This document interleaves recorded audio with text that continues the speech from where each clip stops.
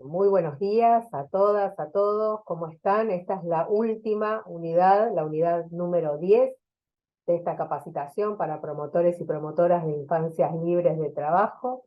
Hoy vamos a hablar de cuál es la dimensión internacional de la temática, la participación de Argentina en espacios regionales e internacionales, Mercosur, Alianza 8.7 e Iniciativa Regional de América Latina y el Caribe, el rol de la Organización Internacional del Trabajo, la OIT, y la capacitación de hoy, la charla de hoy, va a estar a cargo de Gustavo Ponce, punto focal de OIT Argentina sobre trabajo infantil, a quien agradecemos su participación, como siempre, y en las ediciones anteriores, sumamente valiosa para estos promotores y promotoras que van a estar haciendo su gran tarea en sus territorios. Así que, Gustavo, desde ya muchas gracias. Saludamos también a Diana Salvaje, a Moni Boletti, de nuestro Ministerio de Trabajo. Así que, Gustavo, cuando quieras, te damos la palabra.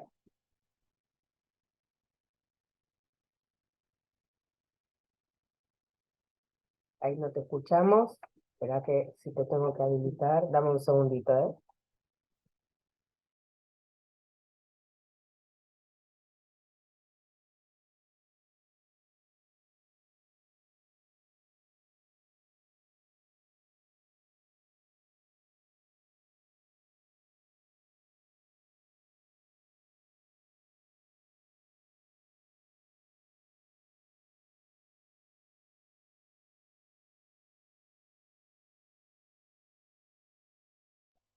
Estás como coanfitrión, Gustavo. Ahí te tenés que activar el audio. Ahí está. Ahora sí. Bueno, no podía activarlo. Bueno, muchas gracias, buenos días a todos y todas, muchas gracias a los colegas del ministerio y bueno, realmente es un gusto para nosotros participar en estas actividades. Esperamos que, bueno, que sirvan, que sumen a esta instancia de formación y sobre todo que todo esto derive en procesos concretos vinculados, digamos, a las acciones en el territorio, que es lo que transforma la realidad, ¿no? Eh, pues voy a compartir una presentación, siempre es la parte de mayor riesgo. Eh, de nuevo me dice que no puedo, si podés habilitarme de nuevo, a ver.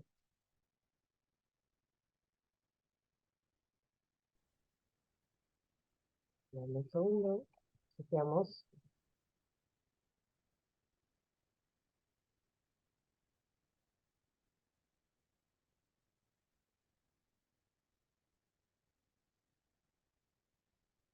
No, me sale un cartel que no esté habilitado. Acá me figuras como coanfitrión, a ver. Es raro.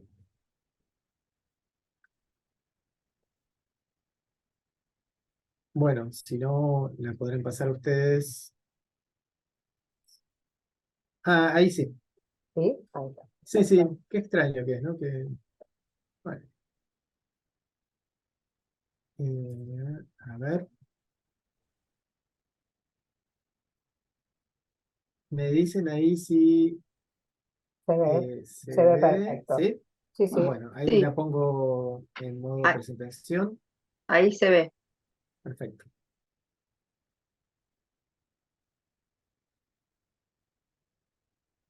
ahí está. Bueno, eh, un poco lo que nos solicitaron es el rol nuestro de los organismos internacionales en este tema. Y antes de ir a la presentación, por ahí lo que podemos hacer es decirlo así como muy brevemente y después nos vamos viendo más en detalle. Eh, en principio, para la OIT, la erradicación del trabajo infantil es un tema central Cuando la OIT fue creada en 1919, uno de los primeros convenios, el convenio número 5, ya hablaba sobre el tema de trabajo infantil y ha sido siempre un tema que atravesó todo el arco, digamos, de la institución, que son más de 100 años de historia. Eh,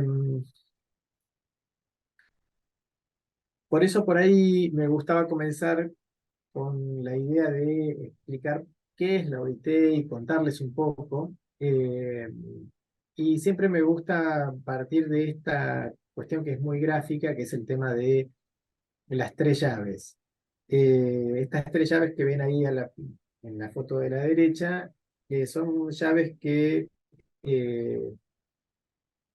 que cuando se crea la institución y se le hace hay una construcción, tiene una sede, en la primera sede que tiene, se habilita esa puerta, esa reja que tiene tres llaves y las llaves pertenecían, una la abría un representante de los gobiernos, otro de los empleadores y otro de los trabajadores. Bueno, pensemos esto que tiene un carácter simbólico, ¿no? Digo, una puerta que no se abre si no están presentes los tres actores, y eso es justamente lo que caracteriza a la OIT. La OIT es una organización que es previa a las Naciones Unidas y que fue creada, digamos, en 1919, vinculada a la terminación de la Primera Guerra Mundial. ¿Cuál es la convicción que tiene y qué es lo que aparece, digamos, eh, en la Carta Magna de la creación de la OIT? Es justamente el concepto de paz mundial a través de qué? De la justicia social. Eh, y esta justicia social para la OIT se alcanzaba o se alcanza o se promueve a partir de leyes laborales, de normas y de una mayor justicia en el mundo laboral, ¿no? Entonces, si uno tuviera que decirlo rápidamente, la función de la Organización Internacional del Trabajo es crear estas normas a través de estos consensos entre trabajadores, entre gobiernos, trabajadores y empleadores, no en un pie de igualdad, y ahí hay un punto interesante, que la representación es un 50% de gobiernos y un 25 y 25 de empleadores y trabajadores, pero sí en un proceso de diálogo social, donde se toman esas decisiones sobre cuáles son esos convenios y cuáles son esas normas que van a incidir en el mundo laboral, y los países que los ratifiquen van a tener después que adaptar su normativa a estos instrumentos y también adaptar políticas. Y en eso, justamente en esas políticas, eh, lo que hace la OIT es brindar un acompañamiento, y esa es la función que cumplo dentro de la oficina, que es acompañar las iniciativas de, en este caso, de la Argentina, de los tres actores, tanto de gobierno, de empleadores como de trabajadores, eh, brindar una asistencia técnica y un apoyo a cómo llevar adelante y cómo implementar estas políticas que asumen los gobiernos y los estados nacionales cuando ratifican los convenios. Un poco me contaban que, bueno, que ya Sergio les estuvo dando algunas nociones vinculadas al tema del desarrollo histórico. Lo voy a pasar rápidamente, pero quiero mencionar esto, que ese contexto de posguerra, ¿no? De- había un nivel de injusticia muy grande, un nivel de explotación del trabajo infantil alto, y entonces aparece, digamos, el primer convenio de la OIT vinculado a esto, que es un convenio que regula, digamos, establece una edad mínima de admisión al empleo y regula el trabajo nocturno de los menores en la industria, ¿no? Y acá aparece una foto de niños mineros como para saber a qué actores, y un poco que nos muestre un poco de qué realidad estamos hablando. Ahora bien, lo que sucedía, digamos, en Europa no es que tenía correlatos en cada uno de los países, pero sí había diálogos y había, digamos, corrientes eh, políticas y también científicas que daban un contexto, por supuesto, como no existía en ese momento una globalización, un contexto por ahí un poco más lento, pero sí una relación de lo que fue, por ejemplo, acá el movimiento higienista, eh, que fueron, digamos, muchos médicos y abogados que ocuparon cargos públicos durante mucho tiempo, donde consideraron temas de salud desde una perspectiva más pública, y trabajaron mucho con el tema de la infancia. Entonces, eh, por un lado lo que quiero remarcar, y por ahí me estoy repitiendo con lo que mencionó Sergio, pero bueno, no va a estar de más, es que hay dos procesos, digo, un proceso de instalación y de creación de un organismo internacional vinculado al mundo del trabajo, donde uno de los actores a los que mira son a los niños y niñas trabajadores, y en la Argentina aparece todo un proceso vinculado a lo que fue la generación del 80, donde lo que pretendían era un crecimiento de la nación, y la infancia se tornaba, digamos, un actor clave en ese crecimiento de la nación. ¿Por qué? Porque justamente aparece, digamos, bueno, super resumo, pero digamos, lo que claramente aparece es un fracaso de la política de la inmigración, en el sentido de que esperaban una inmigración de mano de obra calificada. Eh, Digo, Sarmiento era uno, por ejemplo, de los que promovía esto, y lo que aparece es una mano de obra más campesina, de otro tipo, con otro tipo de habilidades, y aparecen, digamos, en lo que es el hacinamiento en los conventillos, donde vienen a través de los barcos, y en lugar de ir a conformar las colonias y hacer los trabajos en el interior del país, si bien muchas las hicieron, eso sucedió. Digo, también aparece, digamos, en los grandes centros urbanos, sobre todo acá vinculados al puerto, aparece, digamos, toda una cuestión del conventillo, y ahí aparece por primera vez la figura del niño trabajador como una cuestión que se empieza a problematizar.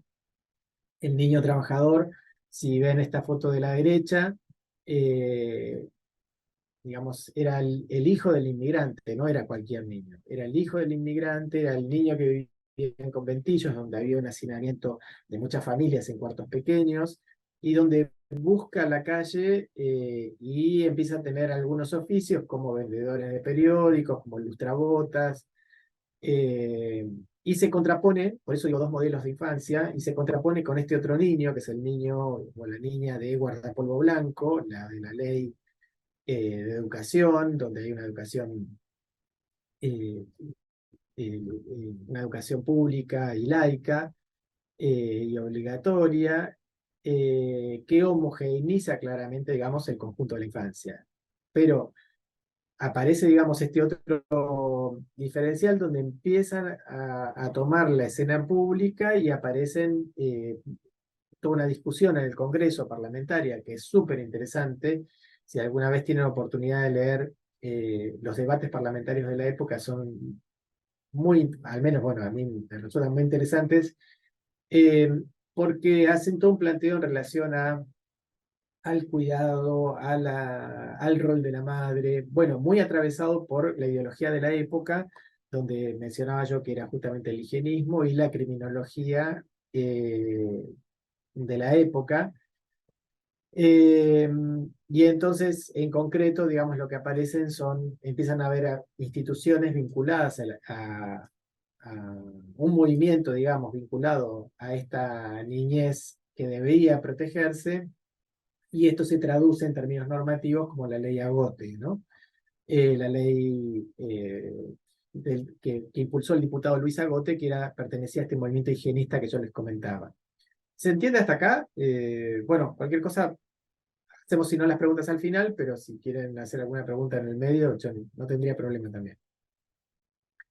Entonces decía que acá lo que quiero mostrar es que hay dos movimientos, un movimiento mucho más inclusivo de la escuela pública, y un movimiento que tiende a ocultar, tiende a a encerrar, tiende a sacar de circulación y fuera de la vista del espacio público como una de las medidas, y donde asocia el tema del trabajo, de la participación en oficios callejeros de los niños, lo asocia con el mundo delictivo. Entonces hay un montón de discursos criminalísticos donde los niños ya son perseguidos por la policía, donde se considera que arrojan piedras a transeúntes. Bueno, hay toda una literatura muy importante y análisis de lo que sucedió en esa época. Entonces, bueno, ahora sí, volviendo de nuevo a la OIT y a una cuestión como más general, digamos, qué es lo que se propone la OIT, la creación de empleos, la promoción del diálogo social, la extensión de la protección social, y garantizar a los trabajadores, garantizar el acceso y el cumplimiento de estos derechos a los trabajadores, ¿no? Eh, yo hoy les mencioné que hay que hay convenios, pero hay algo que es como el corazón de los convenios para la OIT, que son los principios y derechos fundamentales. Hay una declaración sobre esto, y fíjense que los derechos fundamentales para la OIT en términos de convenios y de principios, son aquellos vinculados a la libertad de libre asociación y libertad sindical, al reconocimiento y efectivo del derecho a la negociación colectiva, a la eliminación del trabajo forzoso, a la abolición del trabajo infantil, a que no haya discriminación en el mundo laboral, y ahora recientemente se ha agregado el de salud y seguridad en el trabajo.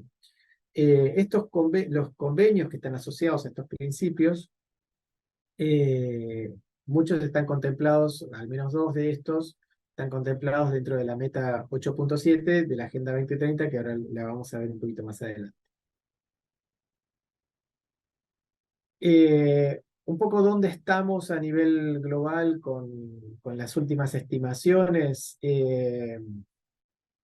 Cuando yo les decía que hay principios y derechos fundamentales, lo que hace la OIT para hacer un seguimiento de eso, lo que hacemos son informes globales cada 4 años.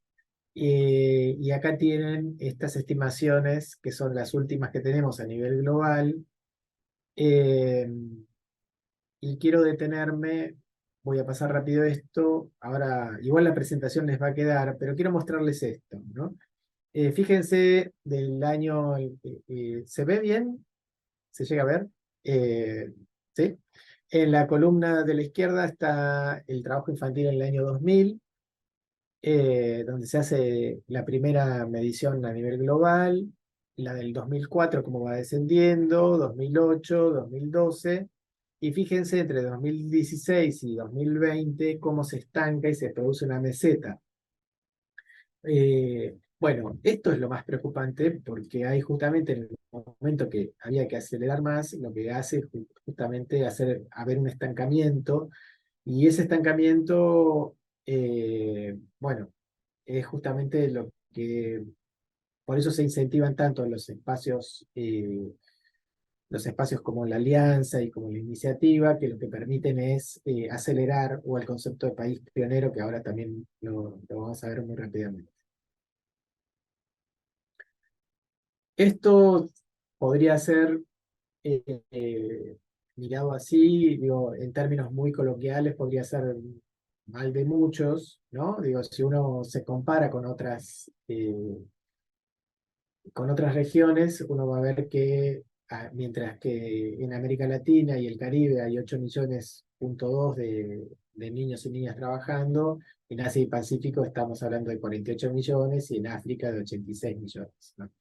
Eh, pero lo importante es que son muchos, y que la Argentina, como parte de este continente, tiene unos desafíos muy grandes también, y tiene muchos avances, obviamente, pero todavía el 10% de los niños entre 5 y 15 años en la Argentina trabajan, ¿no?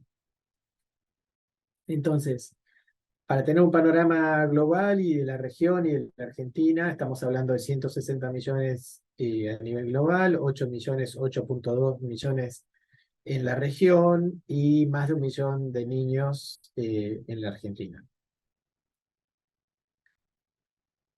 Eh, en esta me quiero detener un segundo y es, bueno, yo en todos estos años, digamos, le presté mucha atención, analicé mucho estos informes y siempre había algo que era constante entre todos los informes, que era dónde estaba la mayor parte del trabajo infantil, y es justamente en el agro. Eso no es casualidad y el agro tiene que ver justamente, que estén más en el agro tiene que ver con el déficit de trabajo decente que hay en ese sector.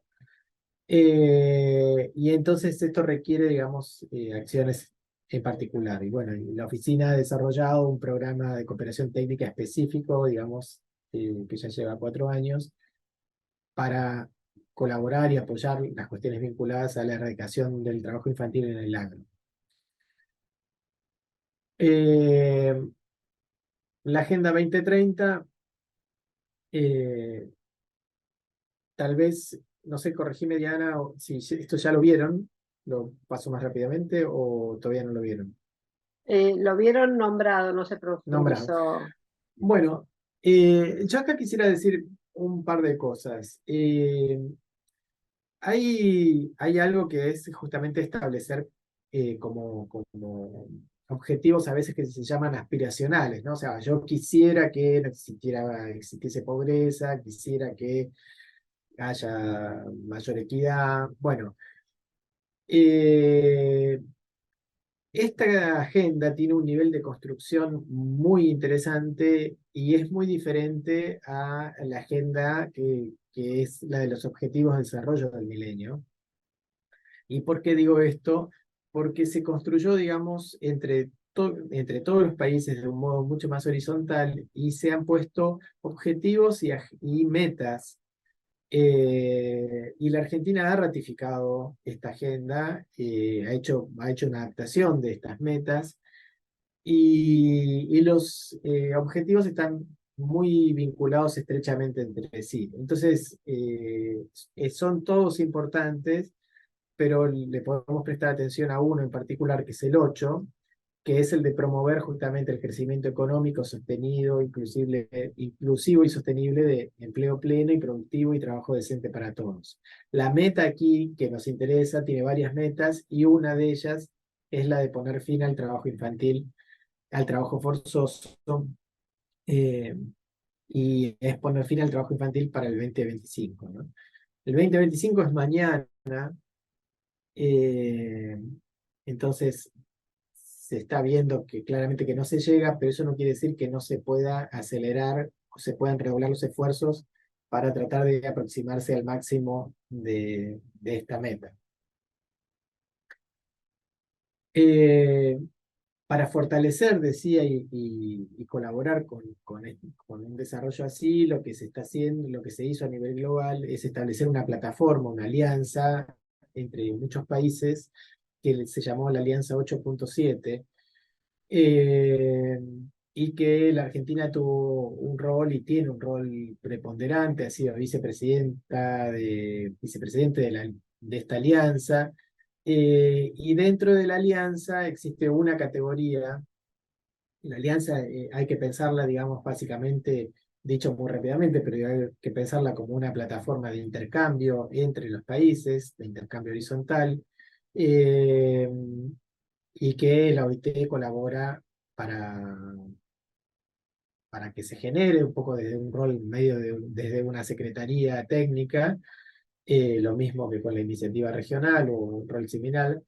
Y decía que dentro de esta Alianza 8.7 existe algo que se llama categoría de países pioneros, que son estados eh, que subrayan un poco más y identifican claramente la voluntad que tienen de cumplir con estas metas y de acelerar el cumplimiento de las metas y tener políticas hacia las metas. Los países pioneros lo que desarrollan es una hoja de ruta, que la Argentina lo ha desarrollado, y busca tener este estatus de país pionero que le permite, digamos, estar dentro de la región con un rol destacado, y también participar, digamos, de un intercambio mayor entre los países que tienen el mismo estatus, ¿no?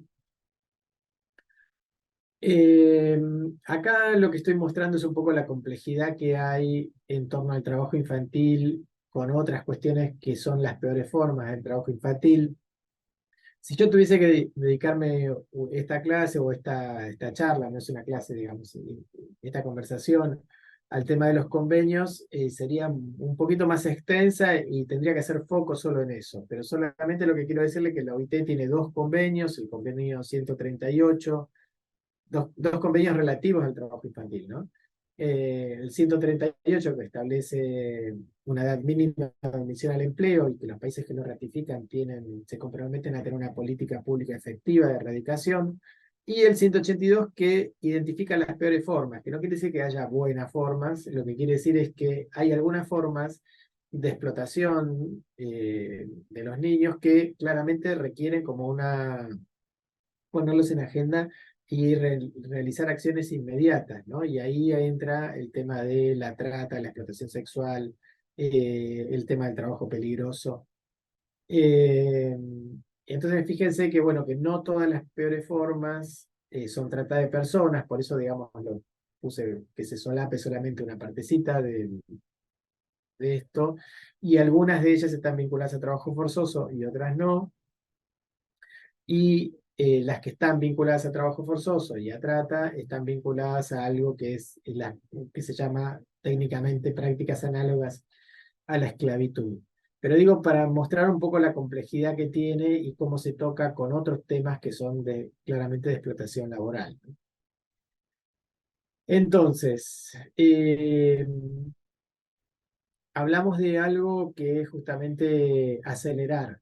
Esa es la palabra clave en todo esto. Y cómo hacerlo eh, es justamente tratando de poner el tema del trabajo infantil en el centro de la escena, darle un mayor estatus de problema social al trabajo infantil y combatir lo que es la naturalización del trabajo infantil, ¿no?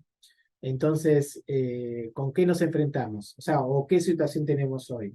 Desde la OIT lo que vemos es que hay un montón de políticas muy activas y súper valoradas y muy importantes por parte de los gobiernos, el gobierno nacional, de los provinciales y de las municipales, iniciativas municipales también, y también en articulación con iniciativas del sector privado y de los sindicatos. Sin embargo, todo eso convive con algo que es la tolerancia social. La tolerancia social que es mm, justamente ver a la infancia, percibirla percibir que el trabajo infantil no está tan mal, porque si el trabajo infantil, eh, si hay trabajo infantil, lo que hace es alejarlos del mundo de las drogas y del mundo del delito, y por eso yo quería también traer esta primera diferenciación de la infancia de 1919 y ver un poco, preguntarnos en todo caso qué cuestiones están vigentes de esas, ¿no? ¿Por qué asociar el tema del trabajo infantil con el delito? Eso claramente tiene que ver con una matriz simbólica, con una forma de percibir a la infancia. Entonces decíamos que desde la OIT, ¿qué es lo que promovemos? Es que para cuestionar y disminuir esta tolerancia social frente al trabajo infantil, lo que falta o la estrategia es aumentar las capacidades institucionales de los actores sociales que están en territorio, digamos, y esta acción que tiene el Ministerio de Trabajo claramente es una que va en esa línea, ¿no? Entonces, desde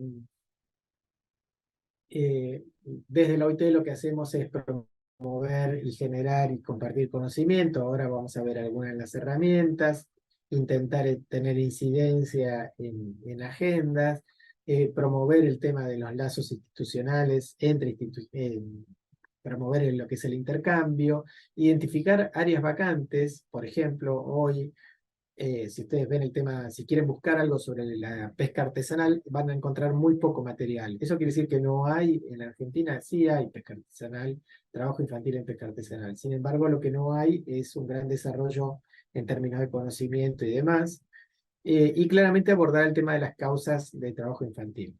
Y ya voy cerrando un poquito veo que tengo 42 slides, pero voy a pasar muchos menos, no se asusten. Eh, decía de abordar las causas, el emergente o las causas, ¿no? Me gusta la imagen del iceberg para que ver que, bueno, cuando nosotros vemos trabajo infantil, cuando hay un niño o una niña que trabaja, en realidad hay un montón de otras cuestiones que no se ven y que son las que producen todo esto.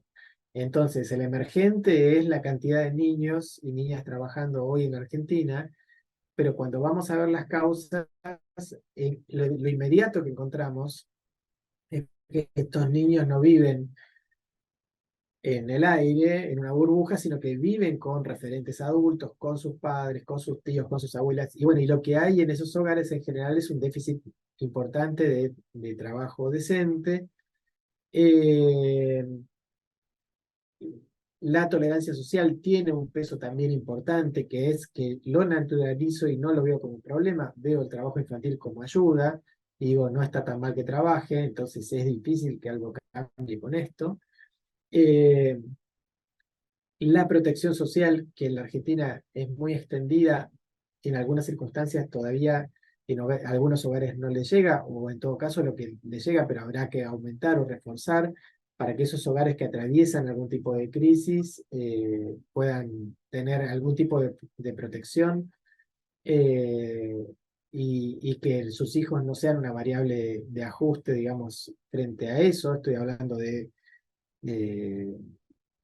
acá, por ejemplo, en la Argentina, todo lo que es a nivel mundial también, digamos, pero todo lo que son las transferencias económicas condicionadas han sido muy importantes en este sentido, y obviamente también acá está el acceso a la educación y a la salud, ¿no?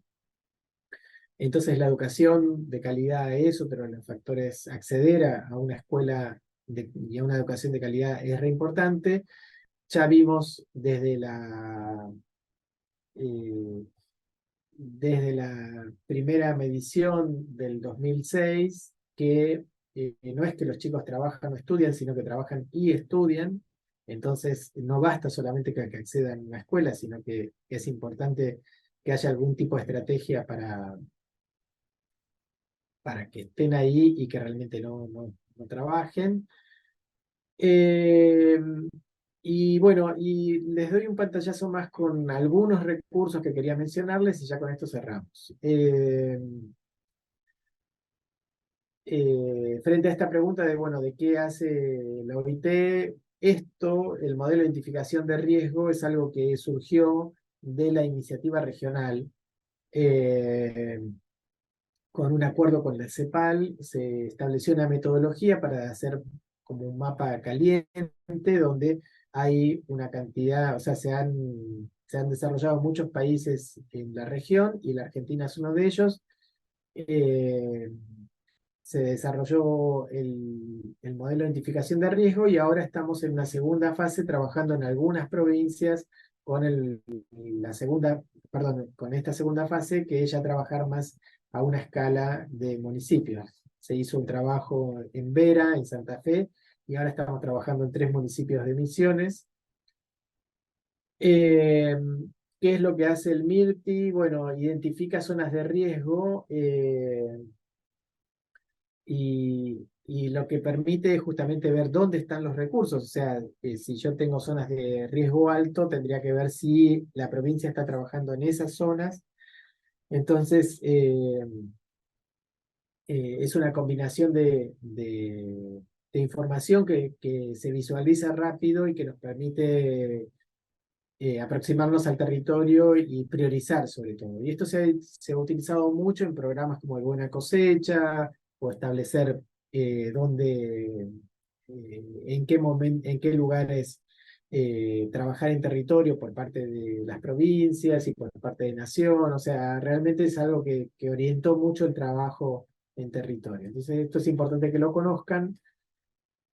Otro recurso que quiero mencionarles acá es una iniciativa que hicimos, que llamamos 100 años, 100 voces, donde lo que hicimos fue eh, entrevistar a 100 personas en todo el país, personas que eran adultas, que habían trabajado siendo niños, y preguntar, bueno, qué había sucedido. Bueno, y los relatos son muy interesantes, y creo que de ahí podemos aprender mucho. Eh, y podemos aprender y sobre todo despejar la cuestión más romántica de que el trabajo infantil en realidad inculca la cultura del trabajo y en realidad lo que hace es exponer a riesgos, es interferir en la trayectoria educativa, etcétera, etcétera, etcétera, ¿no? Privarlos del juego. Eh, Otro recurso para que tengan en cuenta es que, bueno, hoy les mostraba que había en muchas regiones el trabajo infantil con una intensidad mucho mayor, como en África o en Asia. Eh, América Latina y el Caribe es una región, en ese sentido, con una característica institucional muy interesante, que es la iniciativa regional para la América Latina y el Caribe libre de trabajo infantil. Esto fue después de la reunión que se hizo en Brasilia, que se acordó que tener, digamos, esta plataforma dentro de la región, y la Argentina contribuye y forma parte de esta iniciativa regional. También, digamos, si ustedes entran a la página, van a encontrar ahí también recursos y una mirada no solo ya de lo que pasa en Argentina, sino de lo que pasa en otros países. Creo que es sumamente interesante que lo conozcan como recurso. Les dejo acá algunos recursos de algunos trabajos y estudios que hicimos. Y acá les pongo como ejemplo nada más que, bueno, que lo estamos cargando en nuestra página, venimos un poquito lentos, pero tenemos varias infografías, como esta de trabajo adolescente en Argentina, o esta sobre educación, eh, la vinculación entre educación y trabajo. Eh, por ahí a través de Diana o de las colegas del ministerio podemos pasarles después los links o tenemos más, hay unas de acceso al agua, que es lo que vieron seguramente con el INTA y demás. Eh, bueno, creo que eh, con eso me parece que es suficiente y me parece mejor aprovechar el tiempo que queda para abrir a preguntas y generar un intercambio. Muchas gracias. Bueno, muchas gracias, Gustavo. Sí, yo estoy agregando ahora en la página de la plataforma algunos de estos recursos. Igual tienen Perfecto. acceso al PowerPoint, bueno, a la página de OIT, y desde ahí pueden buscar también la Alianza 8.7. Bueno, abrimos para preguntas. Yo vi que Carolina Palazzo tenía muchas preguntas mientras ibas exponiendo, Gustavo. No sé si querrás, porque eran distintas, no sé si querrás unirlas en una o si hay alguna otra persona que quiera hacer alguna consulta.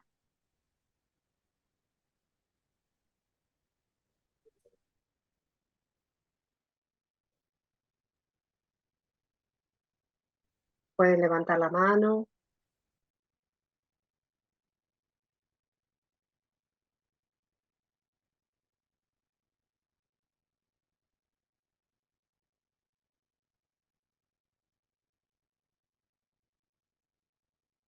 Bueno, no se están animando, parece.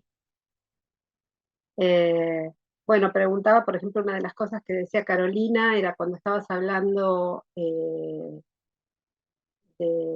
la hoja de ruta, decía menos utópicos serían, no sé mucho qué querías decir con esto, Carolina.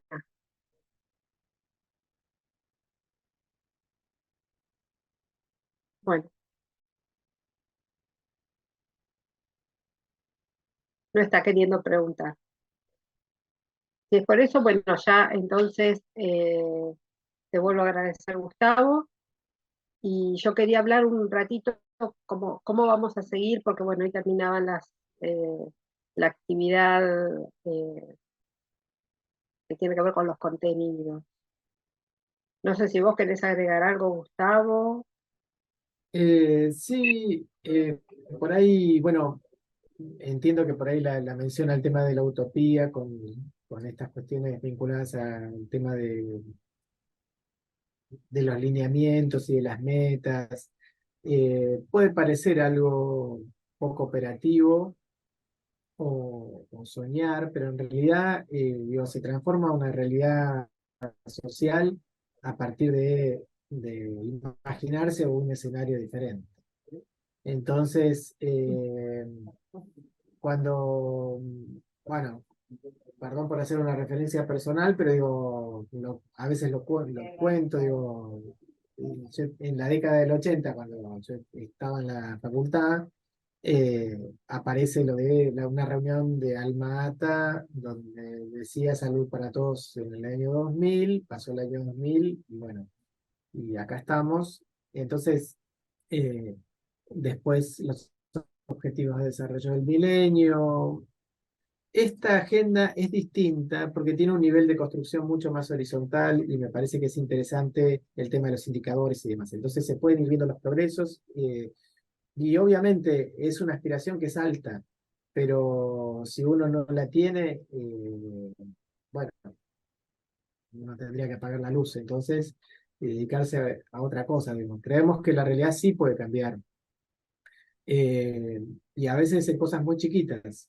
El, el trabajo infantil no se ve, sobre todo en el ámbito del agro, o hay gente que está muy orgullosa, por ejemplo, de que un chico a los 10 años aprenda a alambrar. Eh, por ejemplo, yo lo vi en una nota en un diario en escala nacional muy grande, donde decía qué bueno que su hijo a los 10 años alambraba. Bueno, o no se ve que un chico que lo pisó un tractor al lado de un horno de ladrillos estaba vinculado a una situación de trabajo donde no debía estar. Entonces creo que hay mucho por trabajar y mucho por visibilizar y mucho por tomar conciencia como para transformar algo. Y desde la OIT, bueno, nos interesa mucho, digamos, trabajar en políticas de sensibilización y comunicación. En este momento estamos tratando de llegar a públicos distintos, estamos armando ahí, hicimos por ejemplo ahora recientemente, bueno, para mitad de año, para el Día Mundial, lo que hicimos fue hacer unos videos de realidad virtual para que los adultos se pongan en el zapato de los chicos. Bueno, ahora estamos haciendo unos cortos de animación para ver si los podemos pasar en lugares no frecuentes de los públicos más habituales. Bueno, nos parece muy importante llegar con estos mensajes con claridad a gente que por ahí claramente piensa distinto y bueno, y que sea bienvenida esa discusión y de ahí cambiar algo. Creo que había una mano levantada, Sí, no sé si la desadelanté con esto. Sí. Cristina Benítez quería hablar. Ahí, Cristina, ahí estás. Sí, buenos días a todos, a todas. Sí, al final terminé escribiendo en el grupo. Quería agradecerle la participación a Gustavo, los que estamos interesados en, ¿no es cierto?, en los derechos del niño y de la vejez, que yo también estudio biogerontología. Me parece que ahí siempre hago siempre un punto porque creo que es importante cuando cualquiera de nosotros podemos acceder a los derechos de la Convención de los Niños y leer los puntos. Sería importante en estos momentos leerlo, porque la verdad lo que se ha ganado con los chicos y cada punto toca el corazón. Cuando uno hace recorrido por cada derecho de los niños ganado, realmente no tenemos que olvidar. Creo que hay que hacer más. Claramente hay que avanzar siempre, pero me parece que sería bueno que cada uno de nosotros se tome un tiempito para leer esa convención de, creo, 1989, pero sería interesantísimo porque todo lo que sea en pos de los chicos del lugar que estemos, de donde estemos, y como dijo Gustavo, no se visibiliza la explotación infantil y bueno, sería interesante poder leer la convención que bueno, que viene después, ¿no es cierto? Y bueno, eso quería aportar y que muchas gracias por el espacio.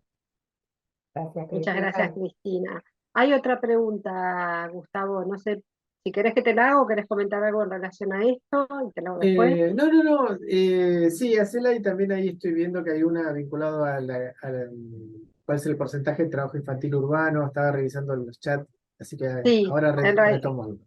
bueno, una dice, ¿por qué 8 millones de niños trabajando en la región, 1,2 millones están en Argentina? ¿Es un porcentaje muy alto?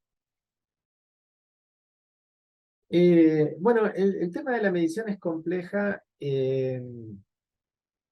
Cuando empecé a trabajar en esto, acá en esta organización, en el 2005, una de las cosas que sucedía era que los países medían cada uno con criterios propios. Entonces no se podía comparar. Eh, Sigue siendo, digamos, todo un desafío el tema de la medición, y la Argentina todavía lo que no tiene es un sistema de medición periódico. Otros países sí los tienen, como en el caso de Brasil. Colombia en algún momento hizo varias también encuestas. Eh, es importante tener, digamos, una, una película, ¿no?, de cómo va sucediendo y se va desarrollando este fenómeno. Y también cuando hablamos de trabajo infantil, yo hablé que el 10% trabajaba de los niños entre 5 y 15, pero si esto lo vemos en el ámbito rural, es el doble, es el 20%. Entonces, claramente, por ahí son otro tipo de actividades, actividades más vinculadas al autoconsumo, al tema de cuidado de ganado, al tema de acarreo de leña, de agua. Hay mucho trabajo doméstico intenso, mucho trabajo doméstico intenso. Eh, en términos de si son muchos o son pocos, bueno, son, y lo que importa es que haya políticas activas y eficientes y sostenidas en el tiempo para que esto no suceda. La Argentina tiene un nivel de normativas, o sea, tiene un conjunto de normativas muy sólido. Tiene un nivel de institucionalidad eh, muy grande, y una dificultad enorme que es cómo trabajar, digamos, y cómo llevar adelante esto en un territorio tan extenso en un país federal. Eh, bueno, no es nada sencillo porque requiere muchísima articulación, y la articulación es tiempo, y es tiempo a veces justamente de reuniones, de cosas que parecen que no son productivas y sin embargo sí lo son. Eh, el diálogo social tiene un sustento que es justamente nada, poder compartir, poder ver, poder eh, tener, digamos, como algún criterio compartido respecto a una realidad. Y bueno, y respecto a lo que decía Cristina, sí, totalmente de acuerdo, digamos, con la intervención y la importancia también de la convención que señalaba, ¿no? Es claramente, digamos, un cambio de paradigma, es poder ver una realidad que se ve, digamos, se ve habitualmente como algo que no está tan mal. Y si ustedes saben, quisiera escucharlos, a ver si se les ocurre, a ver eh, cuál es la edad promedio, o sea, este 10% de niños y niñas que trabajan. ¿A ustedes a qué edad les parece que comenzaron a trabajar? Si lo quieren escribir por ahí por el chat. Yo quería hacer una acotación para sumar con Sí, relación al rol de los promotores y promotoras de infancias libres de trabajo, también tan importante. Digo, la llegada o la presencia de ustedes mismos en el territorio, como hablábamos la clase anterior y en otras oportunidades, suman a esta gran red que nosotros intentamos fortalecer a partir de la formación, de aportarles herramientas, saberes, conocimientos, para que ustedes puedan detectar esas problemáticas que están en el territorio, que no todos los territorios son iguales. Ahí vi a alguien que comentaba, que decía por qué se habla tanto del trabajo infantil en el sector rural y no lo que pasa en la costa. Bueno, digo, promotores territoriales son un poco esos ojos en cada rincón de nuestro país que van a poder prender la alarma ante determinadas situaciones, y con relación también al número, si es mucho o poco, considero en términos personales que uno es mucho. Un niño que está en situación de trabajo, en situación de explotación, ya es mucho para nosotros. Y después también reforzar lo que les comentaba en la clase anterior, que esta es la tercera edición de nuestro programa de fortalecimiento federal para la erradicación del trabajo infantil. En nuestra red ya suma más de 1000 promotores y promotoras de infancias libres de trabajo en todo el país, y que en muchos casos no, quizás no terminan insertándose en alguna institución u organismo público, pero sí tienen las herramientas de ver, saben cuáles son las instituciones que están funcionando en sus territorios para aportar al abordaje de esta problemática. Digo, cada situación que ustedes puedan observar o relevar, van a saber a dónde dirigirse para denunciarla o informarla. Así que, digo, una cosa muy importante es que después de estas 10 unidades, ustedes también puedan sentirse parte de esta red, sentirse, digamos, con herramientas suficientes para también sumarse a esta lucha contra el trabajo infantil y por el trabajo adolescente desprotegido, ¿no? Perdón, ahí está Carolina Palazzo, creo que quería hacer una pregunta y no sé si hay alguna más por ahí. Carolina,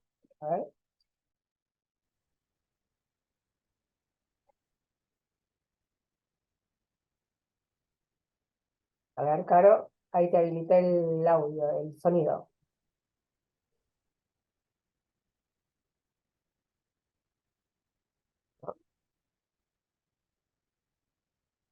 Bueno, en todo caso, mientras se conecta Sí, Carolina, Sí, sí, están hay, respondiendo con respecto a la pregunta que hiciste, Gustavo. claro, Hay variedades de los 5 sí, hasta los 10 años, te diría. sí, el promedio es 11 años. Eso no quiere decir que, como varios comentaban, bueno, inclusive con cuestiones hasta más personales, donde ellos comenzaron trabajando desde chicos. eh, Carolina ahí dice que no le permite abrir el audio, no, no sé qué pasa. Decía que el promedio son 11 años y esto es muy importante para verlo en términos de trayectoria educativa y qué hacer en la escuela, o sea, en qué momento comenzaron, ¿no? Entonces, claramente si el promedio es entre 10 y 11 años, las acciones vinculadas al tema del fortalecimiento de esas familias, de tratar de ser como muy activos desde la escuela, para ver qué niños estarían, digamos, en situación o en o más cerca, digamos, con más probabilidad de trabajar que otros. Creo que es muy importante y es lo que nos permite tener, digamos, que ese dato, que la política esté basada en evidencia, ¿no? No es lo que me parece a mí, sino que es un promedio nacional de niños y niñas que comenzaron a trabajar a esa edad. Uno de los recursos que no les conté, la verdad que hay muchas cosas, pero uno de los recursos que no les conté es que junto con el Ministerio de Trabajo y el Ministerio de Educación, con el INFOD, que es el Instituto Nacional de Formación Docente, se hizo este año un curso, se anotaron cerca de 1.600 personas, 1.600 docentes en todo el país, lo estarán terminando tal vez unos 500, 600, y vamos a ver si hacemos una segunda edición y si el curso queda ya como parte de los recursos, ¿no? Del ministerio. Eh, Yo, Son cosas que son importantes. ¿Y por qué? Porque hay actores que son claves en todo esto, que son los actores vinculados al mundo de la salud y al mundo de la educación. Son aquellos que hoy hablan de ojos, ¿no? En el territorio y quiénes son los que pueden ver. Y ellos claramente son los que pueden detectar y los que pueden saber y estar en contacto, digamos, con algo más tempranamente. Ahora, si yo trabajo en un centro de salud y viene un chiquito con una intoxicación y lo trato como si fuese una intoxicación común, eh, eh, ahí hay algo que, para cambiar o para mejorar, que es, bueno, si esa intoxicación eh, fue resultado de que ese chico estaba vinculado a pesticidas, a algo de una situación de trabajo, bueno, eso debería activar una serie de protocolos y alarmas, y no depender de la voluntad nada más, sino hacer políticas de Estado, ¿no? Entonces, lo mismo con la educación. ahora ya no sucede tanto, pero cuando comencé con todo esto, muchas veces hablamos con los docentes y nos decían, bueno, en época de cosecha es clarísimo que hay una cantidad de chicos y chicas que no vienen, y nosotros les ponemos presente igual. Eso ya hoy no sucede tanto y se empieza a ver que justamente esas sillas vacías son realmente un problema y son cuestiones a cambiar. Bueno, yo no sé si... Hay algunas preguntas más. Yo le pedí a Carolina que lo escriba, Dale. pero bueno, mientras tanto te voy leyendo otras. Había un par de preguntas con respecto a la preocupación que si las metas propuestas para la erradicación del trabajo infantil en la región no llegarían a cumplirse en el 2025, ¿cuál es la próxima meta? O sea, hay una preocupación de que estamos casi sobre la fecha. Sí, es totalmente cierto. Bueno, acá cuando yo decía que la palabra clave es aceleración, lo que importa, o sea, nosotros hoy podemos decir, bueno, se cumplió o no se cumplió. Ahora, si no se cumplió, es en cuánto no se cumplió y qué hay que hacer para que se cumpla. Ese es el punto, ¿no? Entonces, digo, el mundo sigue girando, no solamente tiene que disminuir, sino no tiene que aumentar. O sea, es muy importante que ya que no aumente es un logro. Eh, y el trabajo infantil depende de muchos factores. Bueno, por eso, eh, no sé, estuve, por ejemplo, estuvimos trabajando con el Ministerio de Trabajo de Nación y invitados por la provincia de Santa Fe ayer en una actividad allá en Santa Fe y yo les pedí en un momento a los grupos de trabajo que hicieran una receta de tortillas de papa, ¿no? Bueno, obviamente me miraron con cara rara, es decir, ¿por qué estaban pidiendo eso? Y bueno, cada grupo escribió una receta y demás. Eh, y después les pedí que escribieran y que discutieran en esos grupos, escribieran qué tipo de, no en términos de receta, entre comillas, pero digo, qué elementos debía tener una política pública para prevenir y erradicar el trabajo infantil. Fue súper interesante el ejercicio y creemos desde OIT que hay elementos comunes, o sea que no hay una curva de aprendizaje, no es que estamos partiendo desde cero. Las políticas inclusivas para prevenir y erradicar el trabajo infantil sí o sí tienen que tener elementos comunes que son, por ejemplo, digamos, cuestiones vinculadas al tema de las normas, cuestiones vinculadas al tema de los mercados laborales más inclusivos, al el aumento de la protección social, el incremento o el acceso a la educación de calidad y componentes vinculados al tema de comunicación y sensibilización. Entonces, lo que quiero decir es que no hay que inventar la pólvora cada vez, sino que hay que tratar de decir, bueno, si hay mucho recorrido en muchos países y hay muchos avances y muchos avances en la Argentina, veamos de cómo capitalizar para ver cómo se puede acelerar. Ese es el punto. Te sigo leyendo. Yo quería aclarar algo con respecto al que hizo la pregunta, porque decía que no se hablaba de los chicos que están en la costa, pero esto también Ah, depende de la modalidad de trabajo infantil de la que estemos hablando. Bueno, como decía Gustavo, puede trabajar, por ejemplo, pueden trabajar en pesca, pueden trabajar en venta, o sea, puede ser trabajo urbano o lo que llamamos trabajo rural, un poco extendido, o incluso también doméstico. Y acá, bueno, hay una pregunta, en realidad yo creo que ya en algún momento la habremos respondido, pero te la comento. ¿Qué pasa con los niños que están con sus padres haciendo algún trabajo de supervivencia en la calle y no hay un empleador? eh, bueno, cuando hoy yo mencionaba que hay eh, seguramente lo habrán visto, digamos, el tema de una definición amplia de trabajo infantil que no requiere necesariamente que sea trabajo remunerado y muchas veces se liga a lo que son las estrategias de supervivencia, ¿no? Cuando decimos el aumento o que uno de los componentes de la política tiene que ser el incremento de la protección social, justamente es eso, es trabajar con familias de alta vulnerabilidad y que están en situación de calle. Eh, Ayer en Santa Fe, perdón que vuelva con esto, pero digo, una participante levantó la mano y dijo, bueno, yo salí a trabajar a los 8 años, mi papá era alcohólico, no sé, tenía que mejorar el ingreso de la casa. No se trata de que eso haya que tener una mirada, digamos, de sanción hacia esa cuestión, sino de verlo de modo integral. Digo, ahí no hay un problema de trabajo infantil, hay un problema de esa familia que está caída un poco del sistema y hay que tratar de fortalecer redes en torno a eso. Entonces, nos parece que, bueno, que nada, que todo lo que es la respuesta a nivel local es súper importante.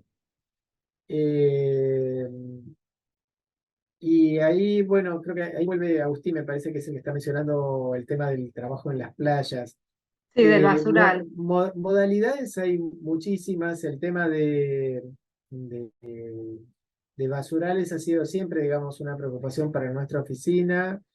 Eh, en este momento la Defensoría de los Derechos de Niños, Niñas y Adolescentes a nivel nacional está trabajando sobre eso. Hay una observación de la Convención, sobre la Convención de los Derechos del Niño sobre estas cuestiones vinculadas al tema eh, del cambio climático y de cuestiones de medio ambiente.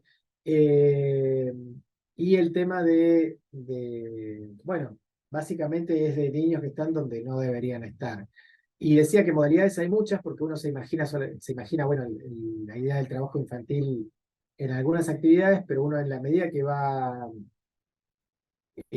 conociendo más, uno ve que trabajan en muchos eslabones de las cadenas productivas y trabajan muchas veces de puertas adentro junto con los hogares, ¿no? Y a veces en los lugares más impensados. Me acuerdo una vez que una empresa de telefonía muy grande me dijo, bueno, nosotros no podemos tener trabajo infantil porque nuestro producto es un teléfono, o sea, no hay chance de eso. Y después se dio cuenta esta persona que ellos daban, en otro país, fue un país vecino, que ellos daban a armar las cajas para hacer el packaging de los teléfonos a unas ONGs, que los ONGs las tercerizaban, las daban a hogares y bueno, todas las familias terminaban armando las cajas de los teléfonos y participaban niños, bueno, el que andaba por ahí, digamos, ¿no? Entonces, el tema del control y la vigilancia de la cadena, bueno, es también todo un tema. Quería comentar algo con respecto, porque ya también me da pie para la pregunta que quería hacer Carolina. Bueno, acá Galaxy dice, el riesgo de ser vendedor ambulante también es riesgo porque lo recuerdo que una vez un hombre insistía que tenía que entrar todos los días y buscaban excusas para hacernos entrar a la vivienda y con la edad que teníamos entendíamos lo que podía pasarnos. Bueno, obviamente el trabajo urbano tiene estos peligros, tiene estas cuestiones. Eh, para nosotros es fundamental poder trabajar bueno, en el cambio cultural, en minimizar la tolerancia social, fundamentalmente en los maestros y en el personal de salud, que serían casi los primeros detectores. En este sentido, nosotros trabajamos con los adultos, y ahí respondo un poco la pregunta que tenía Carolina. No vamos a trabajar con los chicos, porque aún es vulnerabilizarlo más. Hablarle a un chico que no tiene, que no puede gozar de sus derechos, de los derechos que tiene que gozar, es vulnerabilizarlo muchísimo más. Así que este tampoco es el objetivo de los promotores. El objetivo no es que vayan a las escuelas a hablar con los niños. Esto, bueno, vamos a charlarlo un poco la próxima clase. Y acá la podemos responder un poco juntos, si querés, Gustavo, ya con esto terminaríamos. Dice, un candidato a presidente propone comprar y la venta de niños. Esto puede ser considerado trabajo o abuso infantil. ¿Cómo puede considerarse y cómo afectaría todas las políticas públicas actuales de un gobierno que recorte recursos e ignore este tema? Bueno, acá estamos hablando de esclavitud. No sé cuál es tu opinión, Gustavo, pero esto no entraría dentro de lo que es trabajo infantil. En todo caso, se está comerciando con los niños. Acá, bueno, obviamente todo lo que tiene que ver con los derechos del niño está vulnerado ampliamente. Sí, bueno, nosotros como funcionarios de Naciones Unidas no podemos participar en una discusión política partidaria. Sí, claramente puedo mencionar que nada vinculado a lo que es venta de niños sería algo considerado siquiera, digamos, ¿no? Eh, como motivo de discusión, o sea, para eso hay normas, normas internacionales, el país tiene una normativa muy clara respecto de lo que son los derechos de los niños, y bueno, estamos trabajando por la no vulneración, o sea que eso es como una discusión casi de otro siglo, no de este. Eh, Sí, Ángeles quería hacer una pregunta y ya terminaríamos con esto y yo quería hablar un poquito de la próxima clase. Sí, nos quedan 5 minutitos para cerrar. Le damos la palabra a Ángeles. Ahí está. Ángeles, Ángeles, podés hacer la consulta. Ahí está. Hola, ¿qué tal? ¿Cómo les va? Les saludo a todo el equipo. ¿Cómo está Jimena? ¿Cómo estás, Gustavo? Ángeles. Y bueno, me queda Diana saludarla. Em, la verdad, parecía algo imposible el tema de cuando comenzamos en el año 2003, de que las instituciones pudieran sumarse y entender lo que significaba esta problemática. Y sin embargo, de a poquito se fueron sumando con el diálogo social, las articulaciones nos parecían pocas, pero en realidad se comenzó con un trabajo de permanente, sostenido, de articulaciones, de información, de conocer las distintas miradas, y el acompañamiento de las instituciones del Ministerio, de la OIT, ayudaron muchísimo a cambiar en muchas instituciones, sobre todo las que tenían que tener una intervención directa, la mirada hacia la problemática. Por supuesto que siempre hubo resistencia de algunos sectores, aquellos que tenían desconocimiento, digamos, de algunas normas, de algunos convenios, pero de a poco se ha ido cambiando la mirada. Y por suerte, en algunas épocas se ha reducido el trabajo infantil, lo que no significa que dejó de existir. Es una lucha que hay que tenerlo en forma permanente. En esto no pensemos que lo vamos a terminar con una sola charla, con 2 charlas o 3, sino que es algo que hay que sostener en el tiempo. Así que bueno, yo los felicito al equipo de CONAETI, al equipo de ETI Federal, estos 3 años que han formado promotores, y a OIT el acompañamiento continuo. Sí, les pido a los promotores que esto no sea un simple curso que toman y que después olvidan, porque la ayuda de ellos también es importante, desde la comunidad, como ciudadano. Así que, bueno, eso es todo lo que quería decir y agradecerles. Gracias, Ángeles. Beso grande. Bueno, muchas gracias, Ángeles. Bueno, muchísimas gracias, Gustavo. Había más preguntas, pero creo que ya contestaste un montón y creo que quedó muy clara tu exposición. bueno, muchas gracias a ustedes por invitarnos. Gracias, Gustavo. Un Hasta luego. gusto. Adiós. Chao. Bueno, yo quería comentar rápidamente en qué va a consistir la próxima clase. La próxima clase va a ser la clase de cierre. Vamos a hablar un poco de las... Hay un cuestionario autoadministrado, que es un cuestionario muy cortito, que ustedes lo van a poder hacer, tienen tiempo para hacerlo, lo vamos a abrir la semana que viene, pero tienen tiempo para hacerlo hasta el 10 de noviembre, es muy rápido, es autoadministrado y ya mismo les sale un poco el puntaje que tienen. Tienen 2 intentos por pregunta. Y la segunda parte es un trabajo final que tiene que ver un poco con trabajar algo similar a lo que hicimos cuando vimos las clases de consecuencia. Vamos a trabajar sobre los condicionantes culturales.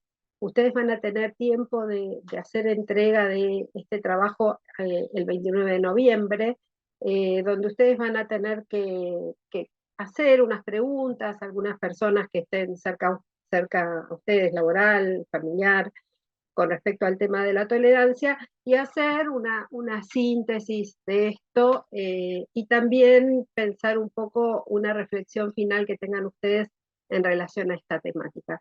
Vamos a explicarlo un poco más la próxima clase, así que bueno, ya por hoy terminamos, les agradezco a todos y nos vemos la próxima. Bueno, gracias Diana. Bueno, gracias a todos y a todas por participar de esta capacitación.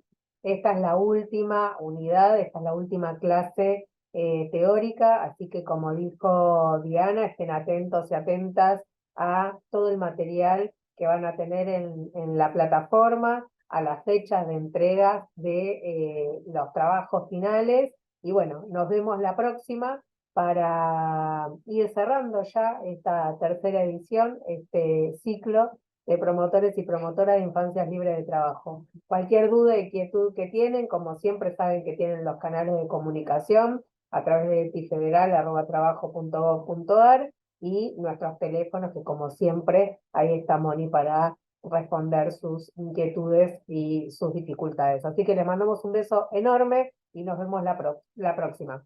Nos vemos. Adiós.